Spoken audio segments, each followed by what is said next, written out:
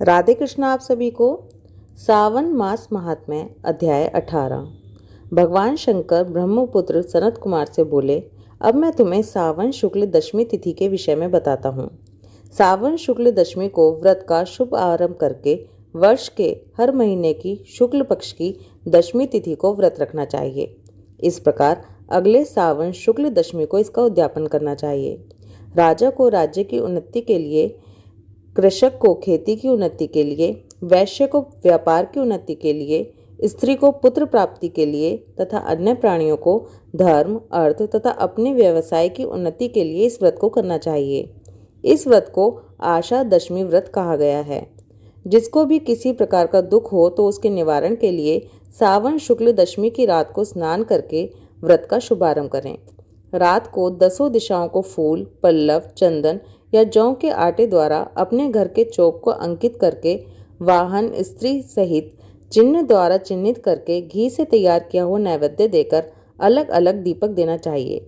इसके बाद ऋतु के फल देकर अपने मनोरथ को इस प्रकार स्पष्ट करना चाहिए, मेरी आशा पूर्ण हो, मेरा मनोरथ पूर्ण हो, मेरा कल्याण हो।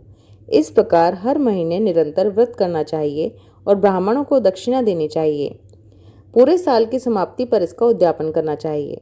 सोने चांदी की 10 दिशा रूप देवताओं की प्रतिमा बनवाकर अपने सगे संबंधियों के साथ स्नान आदि करके अपने घर के आंगन में भक्ति भाव से दिशाओं को क्रमशः आवाहन, स्थापन तथा पूजन करना चाहिए। दिशाओं के मंत्र इस प्रकार होते हैं। ऐन्द्री दिशा 10 दिशा रूप देवता, सुर तथा असुर। नमस्कृत, इस संसार का स्वामी इंद्र आपके पास निवास करता है, आपको नमस्कार करता हूँ। हे अग्नि, अग्नि देवता के रहने से आप आग्नेयी कही जाती हैं। आप तेज रूपी पराशक्ति हैं, अतः हे अग्नि, आप मेरे लिए वरदायिनी हो। हे याम्य, धर्मराज आपके सहारे इस सारे संसार को चलाते हैं, इसलिए आपको संयमनी कहते हैं। हे संयमनी, आप मेरे लिए उत्तम कार्य प्रदान करने वाली हैं। हे आशे, हाथों में खड्ग लिए अत्यंत विकराल रूप मृत्युदेव नैऋत्य स्थान में आपके पास निवास करते हैं, अतः आप नैऋत्य रूपा हैं। आप मेरी आशाओं को पूर्ण करें। हे वारुणी, भुवन के आधार तथा जल जंतु के अधिपति वरुण देव का निवास आप में है। हे वारुणी, आप मेरे और धर्म के कार्य के लिए तत्पर हों। हे वायव्य, संसार के आदि कारक प्राण रूप वायु देव से आप अधिष्ठित हैं, इसलिए आप मेरे आंगन में प्रतिदिन शांति बनाए रखें। हे कौवेरी, आप उत्तर दिशा में निवास करती हैं। कुबेर देव का निवास आप में ही है, इसलिए आप मेरे मनोरथों को पूर्ण करें। हे ईशानी, आप जगदीश शंभु से अलंकृत हैं। हे देवी, मेरे मनवांछित कार्यों को परिपूर्ण करें। आपको नमस्कार है, नमस्कार है। सारे विश्व के ऊपर निवास करने वाली सदैव कल्याणदात्री, सनक, नंदन, सनातन और सनत कुमार आदि मुनियों के साथ रहने वाली आप सदा मेरी रक्षा करें, मेरी रक्षा करें। सब नक्षत्र, ग्रह, तारागण, नक्षत्र माता, भूत प्रेत, विनायक तथा भक्ति युक्त मन से जिन देवी देवताओं का मैंने पूजन किया है, वे सब मुझे अभिष्ट सिद्धियां देने वाली हों।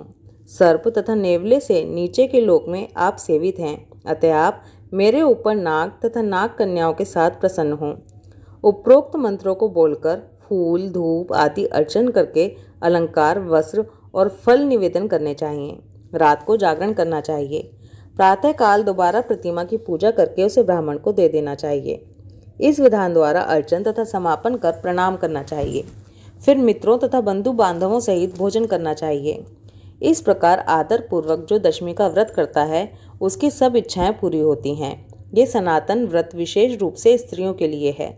ये व्रत धन, यश, दीर्घायु तथा सब इच्छाओं को पूर्ण करने वाला है। तीनों लोकों में इस व्रत के तुल्य और कोई दूसरा व्रत नहीं है। ये व्रत मोक्ष प्रदान करने वाला है। इस व्रत के तुल्य ना कोई व्रत आज तक हुआ है और ना आगे होगा। सावन मास महात्म्य 18वां अध्याय समाप्त। ओम नमः शिवाय। राधे कृष्णा।